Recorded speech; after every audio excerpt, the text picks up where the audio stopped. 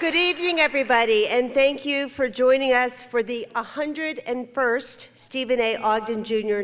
Class of 60 Memorial Lecture on International Affairs.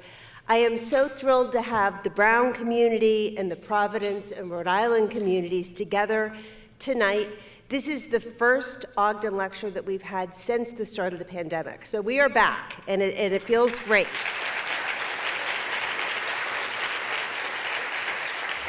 So tonight, we have with us students and faculty and staff and some very proud Brown alumni and parents and families and members of the local community.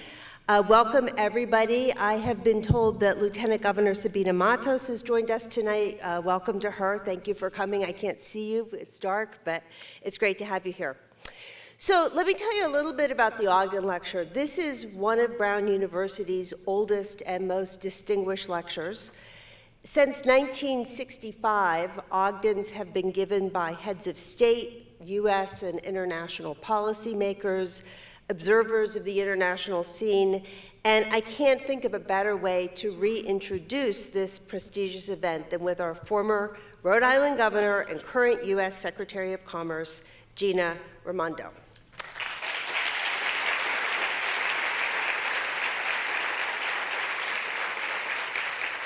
The Ogden Lectures were established as a memorial to Stephen A. Ogden Jr. He was a member of the Brown class of 1960. He passed away, sadly, in 1963 from injuries of an auto accident during his junior year of college.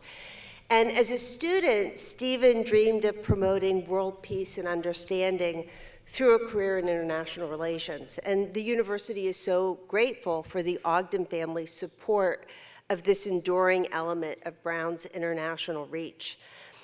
There's one other person I need to highlight tonight. For many years, Susan Adler Kaplan joined us to represent the Ogden family. And Susan, many of you may have known her. She was an exceedingly talented educator right here in Providence, a tenacious community advocate, a dedicated mentor to so many Providence and Rhode Island students, and a very devoted Brown alumna who gave so much of her time and attention to the university, including she was here for the celebration of the 100th Ogden Lecture in 2020. Susan passed away last year. We miss her greatly, and we're honored to have her granddaughter, Samantha Boeing, with us tonight. So thank you, Samantha.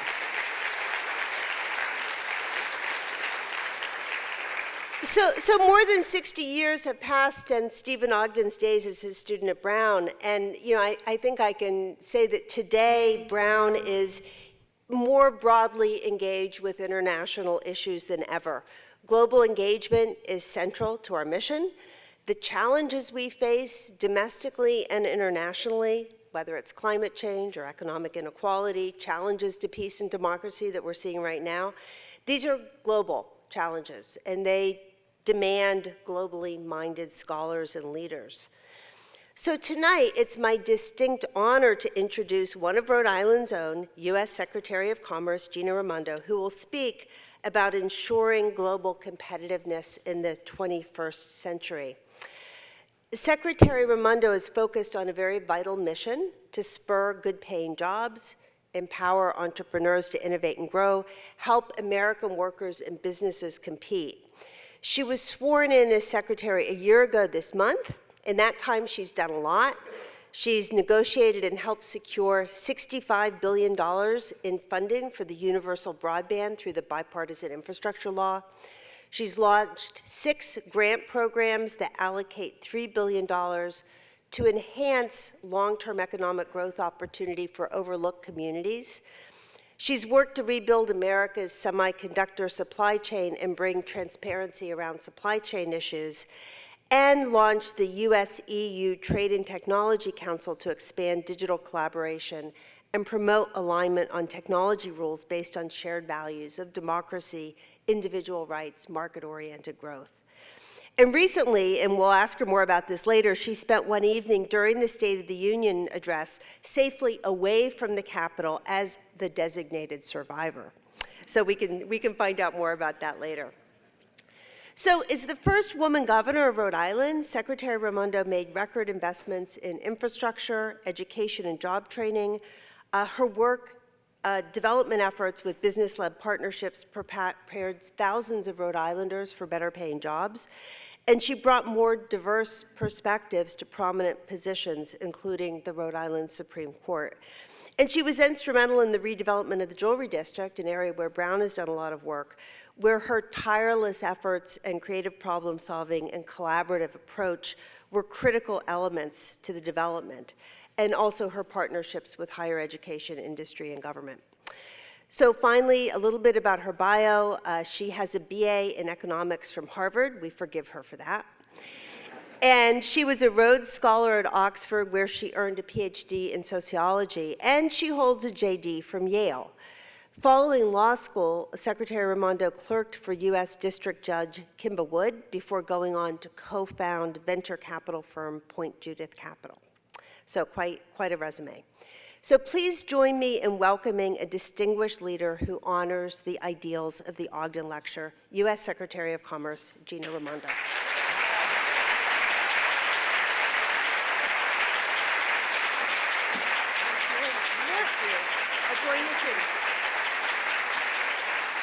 Thank you.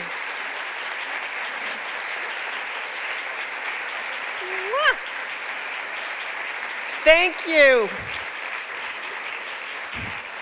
Thank you, President Paxson, and hello, Rhode Island, and hello, Brown. It is fantastic for me to be here, and I want to thank President Paxson for inviting me. I will say, Chris is a friend of mine, supported me incredibly when I was governor, and I think of her as one of the best, most effective leaders that I know.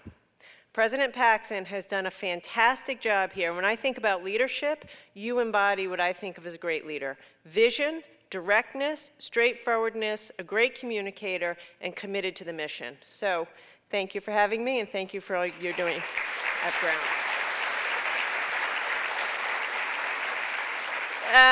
And thank you. It's wonderful to be here. It's quite a full crowd, which is so exciting. I hope I can keep you awake for the next 40 minutes. I know this is a mix of people. We just talked to some students, which was fun for me, and I know we have Rhode Islanders here and students here. It's, of course, always fun for me to be back home. I miss home. I miss Rhode Island so much. I miss all of you. It was an honor of a lifetime for me to lead the state and lead the state through COVID, and it's always fun for me to be back. It turns out, we're coming upon St. Patrick's Day and St. Joseph's Day. It's really hard to find Zappala in Washington, D.C. I have not found a bakery that sells Zappala. So before I leave here today, I'm going to go stock up and bring them home to my kids. I'm sure, I hope I can find an Irish pub. I think I can do that. In any event, when I was asked to come and give this distinguished lecture on international affairs, first of all, when I agreed, I didn't know we'd be in the middle of a ground war in Europe. We can talk about that in the Q&A. But I thought about what should I say? How should I anchor my comments? And as we sit now in a world where autocracies are on the rise, many feel democracies are too slow and ineffective in a fast-changing world, and the solution is autocracies. I said, you know, I think what I will talk about is how to strengthen America. Because in order for America to lead in the world, we have to lead from a position of strength.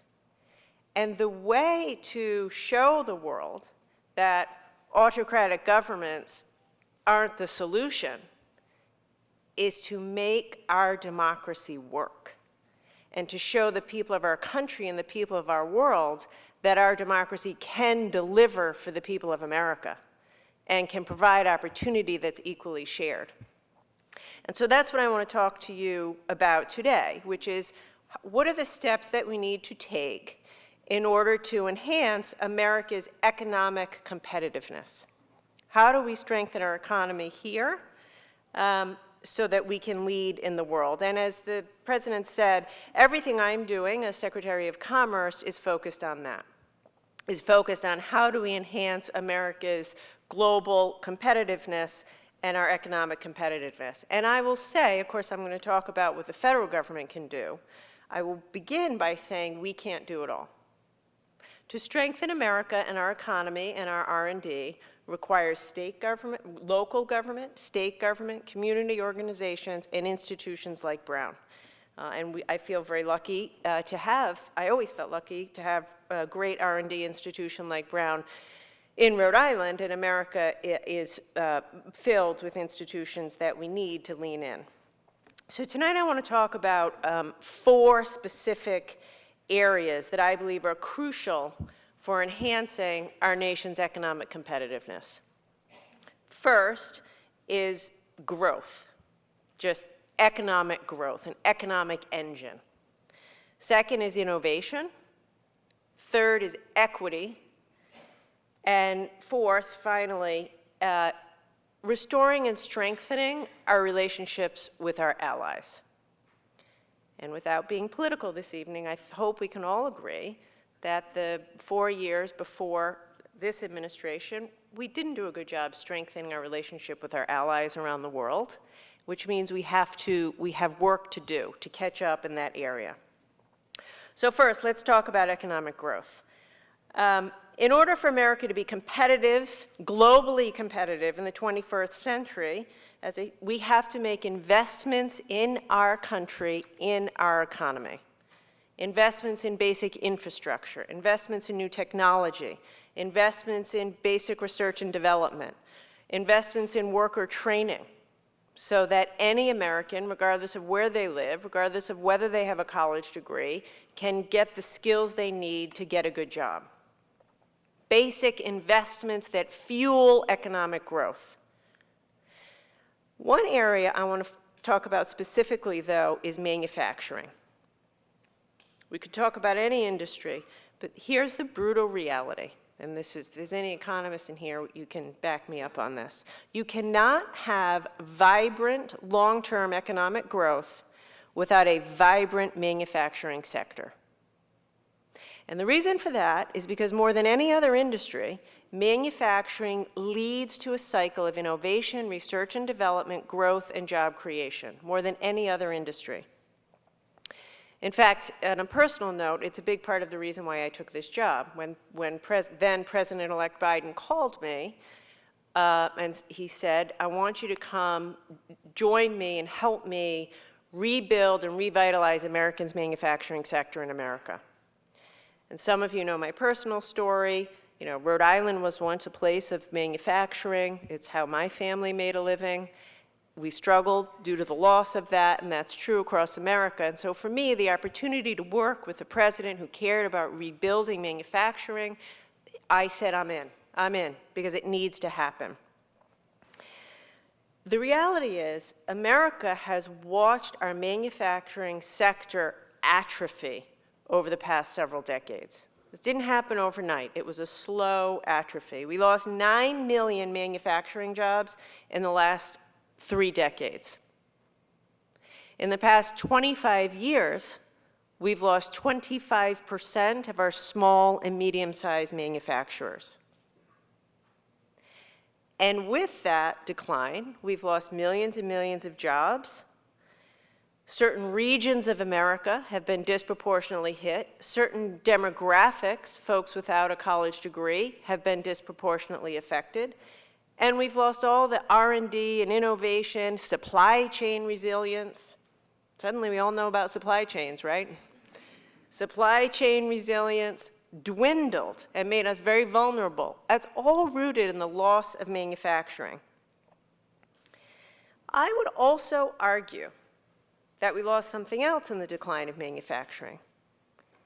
I believe it's directly linked to the level of divisiveness we see in our politics today, because when you lose all of those jobs that were good-paying jobs that didn't require a college degree, particularly in certain areas of America, that economic insecurity is what has led, in part, to the divisiveness and corrosiveness of our politics.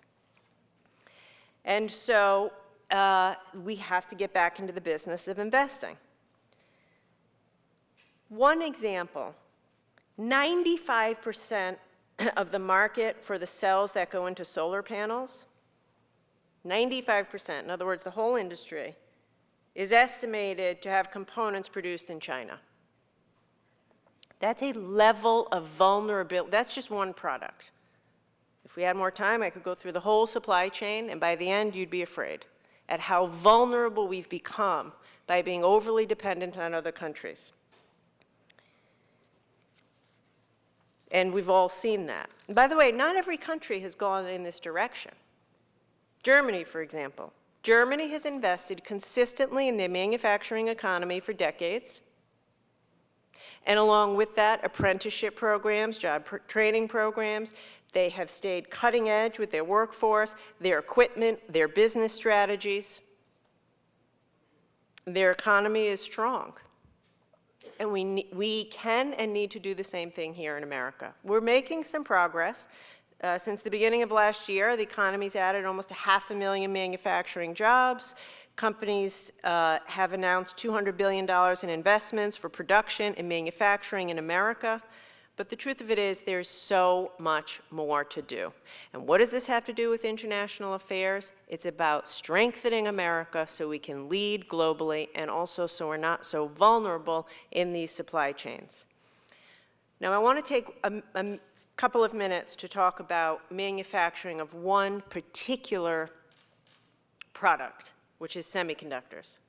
Another thing that you're probably all expert in now and you weren't a year or two ago. And I just want to talk about semiconductors because it's illustrative of the situation we're in with respect to manufacturing. By the way, usually when I say I am working on semiconductors, I spend a lot of my time thinking about how to reshore domestic manufacturing of semiconductors. Almost always someone says, can you help me get my dishwasher or refrigerator more quickly? Like, the reason you're waiting for your car or your dishwasher or your appliances is because of a lack of chips. We don't make them in America. And the truth of it is, we used to. 20 years ago, the United States of America produced 40% of the world's chips. Silicon Valley is called Silicon Valley because we invented the manufacturing of semiconductors. And slowly over decades, we just watched that decline. And as a result, we know now we've gone from 37%, almost 40% of the world's chips. We make 12% of the world's chips. And we buy almost 90% of our most sophisticated semiconductors from Taiwan. One company in Taiwan supplies us the vast majority of the most sophisticated chips we need. If that doesn't get your attention, I don't know what will. That is downright scary. It's vulnerable. It's a risk to our national security. It's a risk to our ability to lead with strength in the world. And there is a solution. Make more chips in America, reshore that, and invest in domestic production. America still leads the world in design of chips, still leads the world in software and equipment, but we have to get back into the business of making this stuff in America.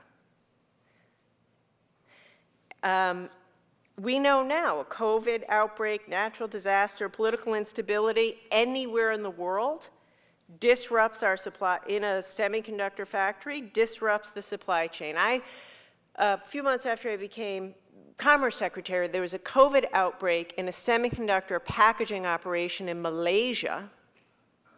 COVID outbreak in Malaysia. It led to thousands of furloughed workers in Michigan in an auto facility. So the reality is that this chip shortage is really hurting our economy. People are out of work, and it's related to inflation. A third of inflation last year was driven by car prices. Cars prices are up. If you've tried to buy a used car recently, prices are high. I see you guys nodding.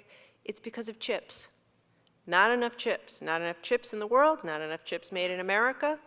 The auto manufacturing industry last year made 8 million fewer cars than they were projecting for one reason: not enough chips. Some estimates show annual GDP growth would have been an entire percentage point higher last year were it not for the semiconductor shortage. And the reality, the reason I'm so obsessed with chips, is because they're in everything. Everything. This microphone.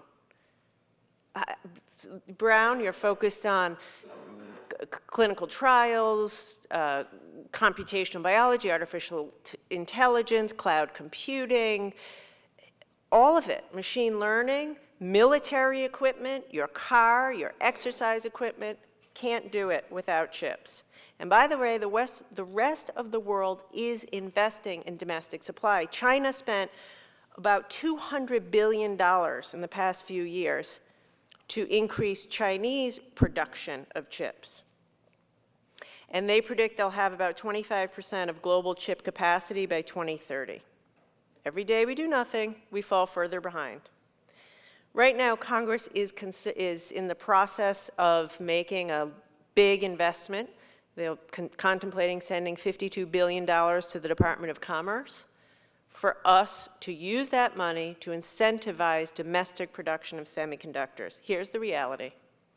Demand for semiconductors globally is through the roof. Companies, Samsung, Intel, all these companies, TSMC, they are going to build more facilities to make chips. The question is, will they do it here in the United States of America?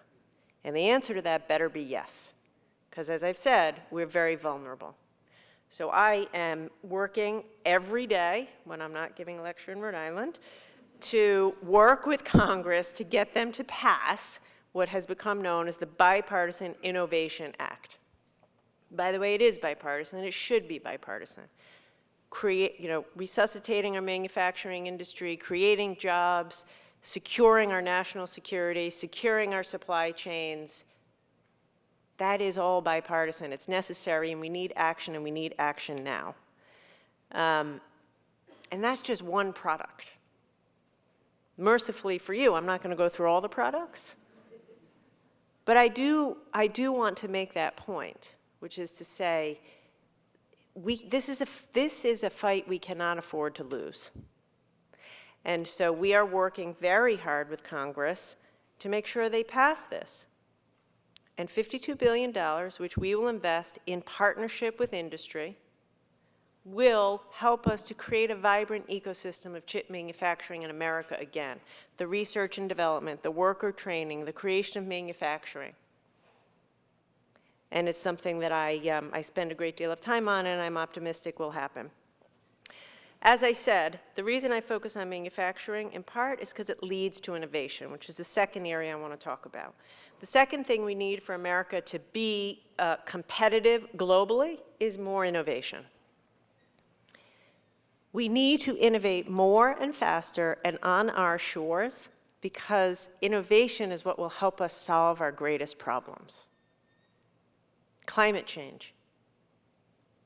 We cannot meet the challenge of climate change without more innovation. Curing and treating diseases. We America need to be industry leading in the technologies of the future. And I will say in this regard, research universities have a massive role to play. And thankfully, the US is home to research centers and entrepreneurs that are incubators of creativity and invention. But here again, America is falling behind.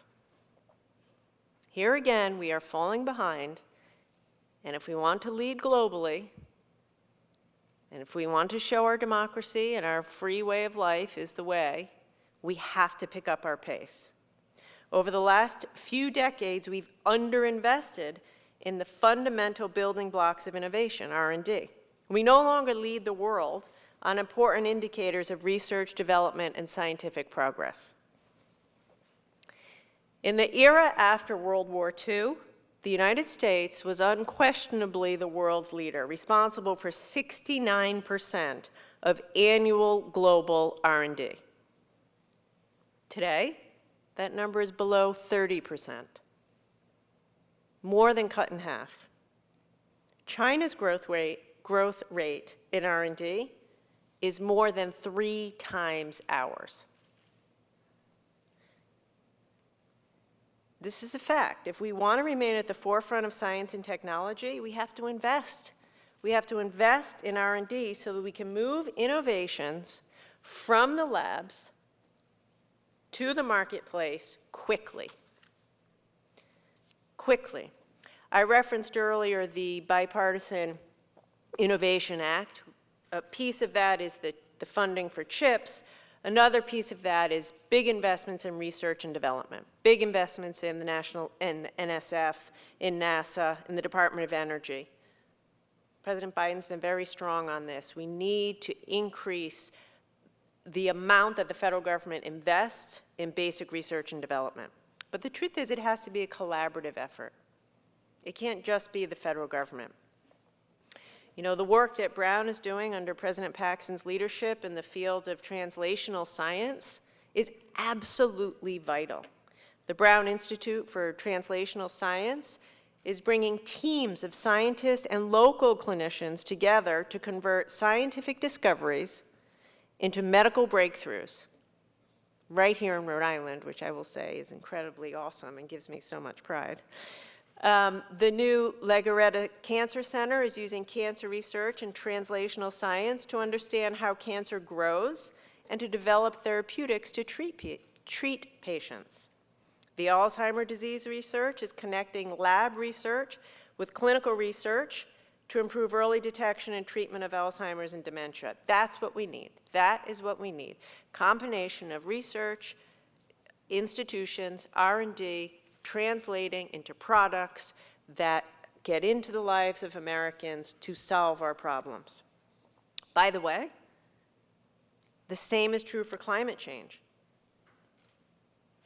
Innovation is the way that we will be able to meet the challenge of climate change. According to the International Energy Agency, to reach net zero emissions by 2050, the President's goal, we're going to need to develop technologies that don't exist today or that are in a prototype phase. In other words, when you look at the models that tell us how are we going to get from here to net zero emissions by 2050, the models assume new technologies that will be created that will help us get there. We better get to work innovating. When I was here as governor, we became the home of the first offshore wind farm in the nation. Woohoo! Block Island Wind Farm. It's fantastic. Now many other places are following our lead. Last year, right after I became secretary, the Department of Commerce, Interior, and Energy announced a shared goal to deploy 30 gigawatts of offshore wind this decade by 2030. We have to do that. We have to move aggressively with that form of innovation to create jobs and to save our planet. But here again, government cannot solve all these problems. We need strong partnerships between the public sector and the private sector and the university sector. I also think there's a role for the private sector to play in making investments that are good for America. I've been working on developing a concept of patriotic capital. There are certain investments that are good for America, good for our national security, good for our ability to compete globally. Semiconductors being one of them, certain healthcare technologies being others of them. I just told you about solar technology, climate-related technology. Private investors can make investments and make plenty of money. But they also ought to think about being patriotic and making investments to make America stronger. And there's a huge role for them to play, tapping that private capital to make these investments. And along the way of doing all of this, of course, we will create jobs. Create jobs, address climate change, increase innovation, and be a beacon for the world to see that in our free democracy, innovation thrives and solves problems and can be equally shared. Which leads me to my third point of equity. promise of America is the promise of equal opportunity. And in many ways, we're falling short. We tell people everybody in America ought to have a shot at success, ought to have a shot at a good job. But it's not quite true, is it? And we won't live up to the promise of America until we really bring about more equity. Equity is key to ensuring that our work unlocks the full potential of our economy. America's diversity is our greatest strength and our greatest competitive advantage. We have to embrace that, though. Acknowledge that truth, because it is truth, and make good on the promise by making sure everybody does have access to opportunity. That means women having equal access to opportunity, people of color, people who live in rural areas, and people who live in tribal areas. A very wise person, inventor, said to me, homogeneity is the enemy of innovation. Think about that. Homogeneity is the enemy of innovation. It's true. Everybody looks and thinks the same way, you will not innovate. I was recently talking with someone who's done business in China for a long time. And this person was saying to me, they're not particularly worried that China will overtake us in terms of innovation, because in this person's view, it's heterogeneous. So we have to embrace, homogeneous. We have to embrace our diversity. Our diversity is our core strength and what will be at the root of our ability to grow and innovate and lead if we enable it. Today, March 15th, nearly 75 days into the year, is Equal Pay Day. 75 days is how far into 2022 women have to work to make what men earned in 2021. That doesn't feel right to me. By the way, it gets worse. For women of color, they have to work long into this year to make equivalent to what their male colleagues made last year. For Asian American, Native Hawaiian, and Pacific Islander women, Equal Pay Day is May 3rd.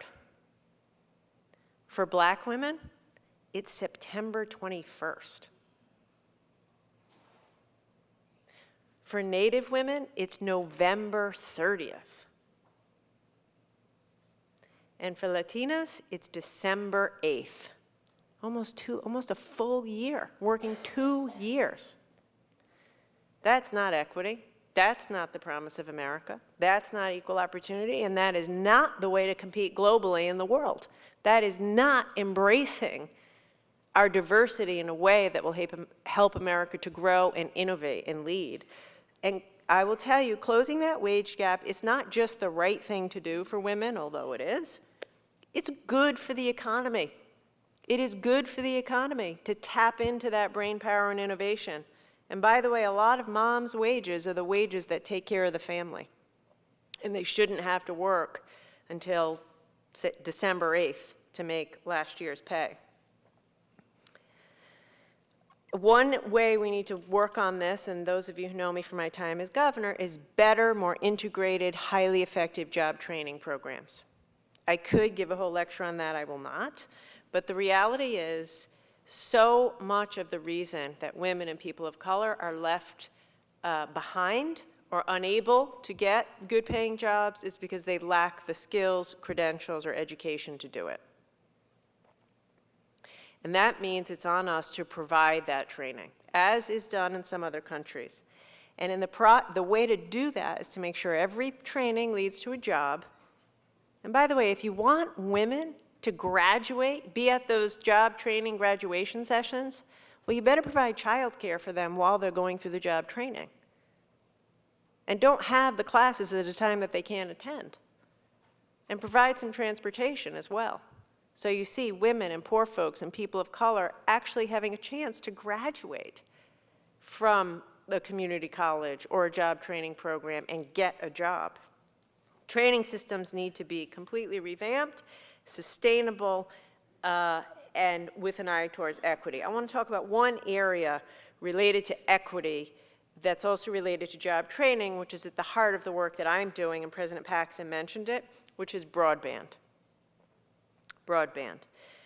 I want you to imagine your life without access to high-quality, affordable broadband. Like, take a second.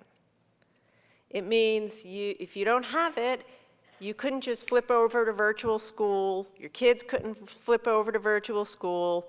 You couldn't do a Zoom. Couldn't see the doctor or a therapist in a Zoom. Certainly couldn't run a small business or a small farm. Your kids probably couldn't do their homework. It's necessary. It's necessary for our health, for our education. In the modern economy, everyone needs and deserves broadband. Here's the brutal reality. In the United States of America, 30 million Americans today do not have reliable broadband.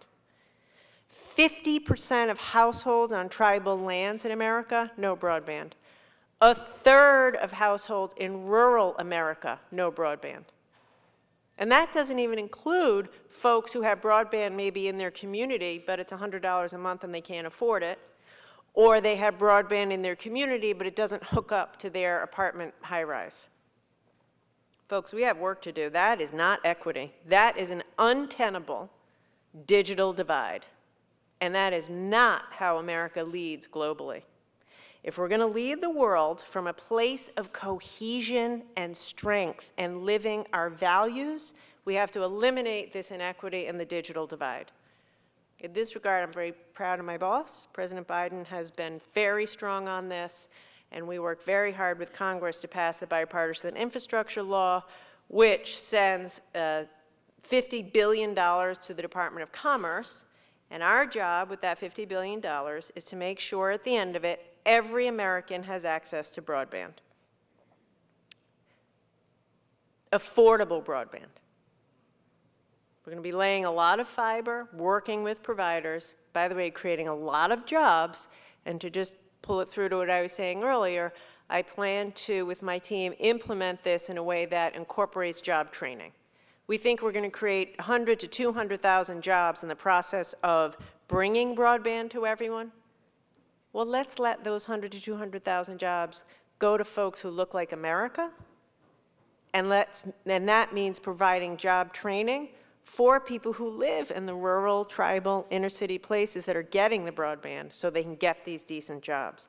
This is a historic investment. My children have no idea what I do with the Commerce Department. They knew sort of what I did as governor, but when I tell them about this is like rural electrification. This is bringing broadband to all of America, will help America compete globally for decades to come, and this is easy to explain and something that I'm anxious to do. The fourth and final thing I want to mention, which I believe is absolutely vital to America's being a global leader, is revitalizing our relationships with our allies around the world. We can't go it alone. We don't want to go it alone. We want to work with like-minded partners and strengthen those allegiances. Obviously, at the top of that list now is working with our like-minded allies to respond to the horrible situation in Ukraine. I want to talk briefly about what we're doing at the Commerce Department as it relates to Ukraine, because it's probably on everyone's mind. One of the tools at the Commerce Department is export controls. We have very powerful tools to deny products being sold to Russia. And we've decided, President Biden gave us direction. He said, we don't want to hurt the Russian people, but we want to inflict maximum pain on Putin, his allies that are funding this aggression, and on the Russians' military operation. So we've decided to deny them broadly technology, semiconductors, avionics, aircraft, anything, military-related goods. But we did it what we're doing is truly unprecedented in the scope of the denial of products, but more important, in the way that we're doing it with the whole world. So we got together and we said, these are the products that we don't want to be sold to Russia. Russia not having these products will destabilize Russia's military. And we went around to the rest of the world and convinced them to join with us to do this. All of the European Union, Canada, Japan, the UK, South Korea, the world is with us on this. And these actions alone have the potential to paralyze Russia's military going forward. How? It's only a matter of time before the planes break. Every flight panel in their airplanes comes from a company in France. A lot of the engines are German. Many of the semiconductors are from the United States or from Taiwan. Soon, they won't be able to repair. And if the world stays strong, if we, with our partners, stay strong through constant coalition building, I believe that these measures will really hobble Putin's military operation. But I do want to say this level of collaboration is unprecedented, and it's because we reached out to the world. This is pioneering, and it's America reaching out to the world to say, join us on the side of good. And I can say my own experience being on the front line of this, these relationships are strong. As the President mentioned, we also launched the US-EU Trade and Technology Council. I'm co-chairing this council along with Secretary of State Tony Blinken. This is an effort to work with the European Union to update and align our standards around cybersecurity, artificial intelligence, data governance, privacy rules, cross-border data flows. All of this is critical. It's critical for two reasons. One, it creates jobs in America. If you're a small business in America, you need good data flow and commerce flow between US and Europe. But two, we want to work with our like-minded allies to set the rules of the road. If we aren't setting the rules of the road for emerging technologies, China and Russia will be. Non-like-minded countries will be. And so in this regard, we're binding together with Europe. We're doing the same thing in the Indo-Pacific. Same thing in the Indo-Pacific, an incredibly important region of the world. The World Bank projects Malaysia alone will transition to a high-income economy within the next 6 years, and more than 1 billion Asians are expected to join the global middle class by the end of this decade. I went over to Japan, Singapore, and Malaysia last November, beginning this work of working with like-minded allies in that region. How do we work with Japan, Indonesia, Malaysia to secure our supply chains, to work on semiconductors together, to work on R&D, to write the tech rules of the road with them, to enable trade, and to do it in a way that's consistent with our values, our democracy. And coordination in these areas with our allies and partners is essential for global economic recovery, to strengthen America's economy. But again, just to kind of finish where we began, it's about America's ability to lead in the world with strength means we have to work with our allies, showing up in the region. You know, we hadn't really shown up in the region for 4 years. When I went there, we were welcomed with open arms. America is back. We want to do more commerce with you. We want to work with you on trade. We want to work with you on digital partnerships. People want, the world wants America to lead. And by doing this, it's good for America and it's good for our place in the world. So I'll end with this. America's success now and in the 21st century is dependent on enhancing our economic competitiveness, our ability to compete. It depends upon meaningful relationships between the government and the private sector, universities, and R&D hubs. It's dependent on investments in America, in American workers, in American schools, in American infrastructure, in broadband, in our manufacturing sector. Here's the reality. America remains the best place in the world to do business and start a business. We have the best entrepreneurs, the best scientists, the best innovators in the world. But we do have to pick up our pace on some of the dimensions I mentioned if we're going to continue to lead. We don't want to be left behind. We won't be left behind. We shouldn't be left behind. But in some areas, we've allowed ourselves to get behind. And we can't let that be our outcome.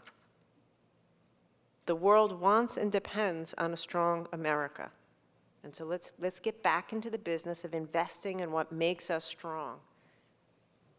And let's do it with an eye towards equity so that we're unified as a nation, so that we're unified and cohesive, so that we're a beacon for the world to see that democracy works and delivers and it provides opportunity and is effective. So to be strong and united in an effective America that leads the world with our core values and secures the promises of democracy over autocracy. When the president asked me to serve in this role, to rebuild manufacturing and to lean into America, I was nervous. I see some of my former colleagues here. I wasn't sure. And as I'll end by saying, I miss Rhode Island every day. I loved being governor, and I missed that. But this, what I'm doing now, focused on the competitiveness of our country and making these investments, this is a fight we must win and a task at which we must be successful. And so I'm very grateful for the president asking me, and I'm excited to see all we're going to do so America can take the lead and continue to lead in the 21st century. Thank you.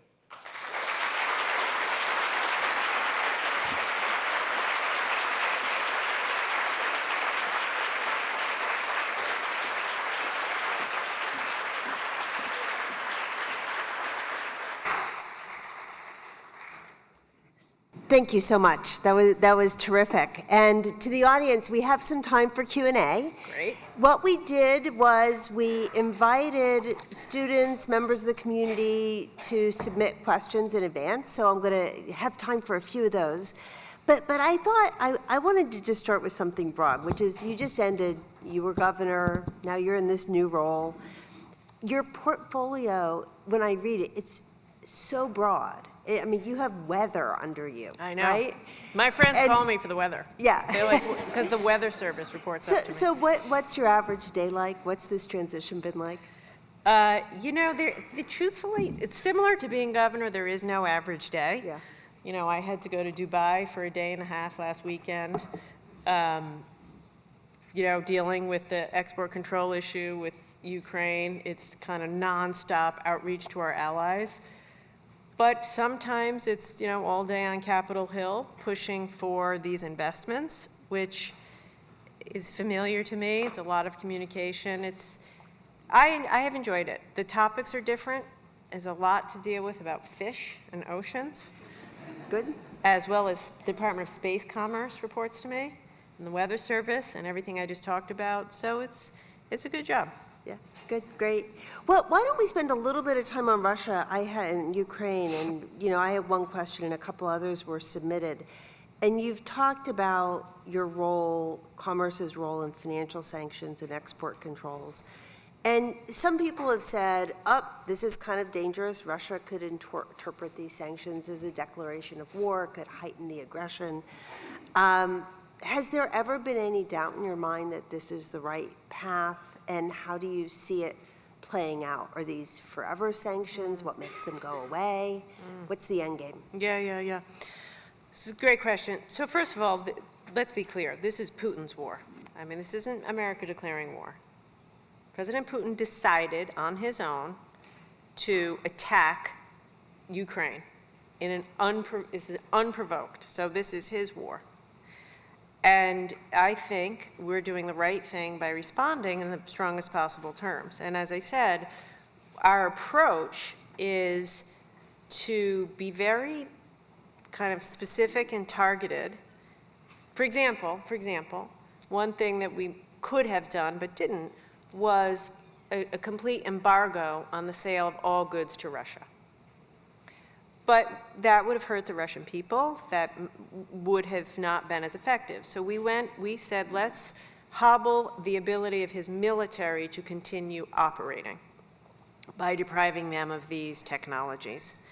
And I think it's proven to be very effective so far. You just saw, for example, a week ago, Lada, which is a big auto company in Russia, shut down manufacturing operations because a lot of their inputs come from a company in France. They couldn't get the inputs, they shut that down. You're seeing Russia's having trouble repairing some of its military equipment, repairing its airplanes, because they can't get the parts, because they're coming from us or Europe. And as I said, I think most impressive, if you will, thing about this is just how strong our allies are with us. How long it lasts, we want him to bring this war to an end immediately. These sanctions are designed to put pressure on them to end the aggression immediately, and we're not going to stop until it stops. Good. So another question that came in, which is related to Ukraine, a little bit different. Businesses were already dealing, this came from a Rhode Island community member, businesses were already dealing with supply chain backlogs. The escalating war in Ukraine will make a bad situation worse. The question goes on to say, can you speak to efforts being made to reshore products and raw materials in the U.S., which you really addressed in your talk. Yeah. But, I mean, do you see this war as exacerbating the supply chain? Yeah, no doubt about So it. There's no doubt about it. I mean, obviously gasoline, but even beyond that, Russia supplies a good deal of palladium to America, which is used in catalytic converters in cars. Ukraine provides a good deal of neon. It's destabilizing. The reality is supply chains now are so global that this amount of disruption in another economy will definitely be disruptive. So we are working with our allies. I just mentioned the Indo-Pacific, for example. Mm-hmm. One of the initiatives that we'll work on with the Indo-Pacific is supply chains. You know, like Australia, for example, mines a lot of critical minerals that we need. We should have partnerships there. Malaysia does a lot of semiconductor packaging. We have to work with our allies in ways to shore up our supply chains and our access to the goods that we need, but also make more in America. I mean, chips, solar panels, active pharmaceutical ingredients, you know, the basic ingredients that go into pharmaceuticals, almost all made in India and China. Very little made in America. So we are extremely vulnerable, and some of it, we just have to make it in America. Yeah. So something that's related to supply chains, and you also touched on this, is some of the workforce issues. Because, you know, we've heard these stories of, you know, the container ships are lined up waiting to come into the country. Yeah. We don't have people to unload them. We don't have people to drive trucks. We don't have to, and it gets into your issues about women not being in the workforce, building a more equitable economy. So do you see those things as related, and what role have you played even before Ukraine in dealing with these kind of issues of getting things where they need to be? The labor market is really hard to figure out at the moment. So I'll just say that. I don't know if there are any labor economists here, but it's a little hard to figure out. But there are to know exactly what's happening, okay? But there's certain things we do know. We do know there's 2.5 million women who fell out in COVID who haven't come back. And I know, as sure as I sit here, if we provided affordable child care, those women would come back into the workforce. Child care, if you look at child care costs over the past couple of years, they're through the roof. You see it here in Rhode Island. I know even when I was governor. I think it was something like don't quote me on this, something like 25% of small child care providers in Rhode Island and around the country went out of business. They haven't come back. Prices are up. So we have to provide child care. We have to provide universal pre-K. Every 4-year-old ought to be able to go to public school. So if you make those investments, women will work full-time, and I know that would help with the labor shortages. A lot of it is, skills, not so much for truckers, but we have 500,000 empty jobs for cybersecurity technicians in America right now. That is just pure skill mismatch. 500,000 jobs. Truckers, it's a hard job. It's a tough job during COVID. What we have done, Secretary Marty Walsh done a great job at this. In the Labor Department, he's made it much faster to get trained as a truck driver. Instead of months, it's weeks. It's helped a lot. We reduced the age to get a commercial driver's license from 21 to 18. So it's, we have to expand the labor supply, to your point. And getting women and folks in the labor supply is important. Immigration is also important. So you mentioned apprenticeship programs, and it's interesting. I visited a place you've probably been, the Building Futures organization here in Rhode Island just yesterday. Fantastic apprenticeship program. But the role of apprenticeship programs in spurring advanced manufacturing, is that something you think about, and is there a strategy around that for the U.S.? Yes, and so I mentioned Germany. Yeah. They are so good at this. Apprenticeships for advanced manufacturing. And by the way, often those apprenticeships wind up as the CEO of the company. In other words, in some countries, apprenticeship isn't a lesser thing. It's the way you begin your job and your career. I think it's incredibly important. Here's why I love apprenticeships. Because it allows people to earn while they learn. If you're out of, let's say you're a mom and you work in a job making $15 an hour. You need that money to pay the rent, take care of your family. You can't give up that job to go get job training. Probably, right? You got to work your 40, 50 hours a week to get by. How are you going to go get job training? Well, the apprenticeship, these earn while you learn is great, because you work half a day, get paid, and then get trained. And then after a certain number of months, you can get the job. It's absolutely necessary if we're going to do what I was talking about, which is rebuild our manufacturing sector, and you don't need a 4-year college degree. Or if you do, you can go back later and get it. So some of the questions, I'm going to shift gears a little bit. We have some that are from students that are a little bit more about you. So one is, how do you navigate power, your own power that you have and assert, and the power that others assert around you? I have no idea how I would answer that question, so I want to see how you would do it. It's a great question. How do I navigate power? Well, listen, I think power is only useful insofar as it helps you get the mission done. So to the extent I've had power as governor in my current job, member of the cabinet, I use it not for me. I think where leaders go wrong is when the power becomes about them. And I think what I try very hard to do every day, and I think it's a daily discipline, is to channel the power to meet the mission. Other people's power around me, I had not thought about that. I usually try to get them on my mission. That's a good thing to do. So to the extent that there's someone in my orbit with power or talent, we get them on the page. Yep. So another question that's somewhat related, not really related to this, but sort of, which is how is your experience, this is also from a student, in state politics, specifically as governor, helped you in your role as the United States Secretary of Commerce?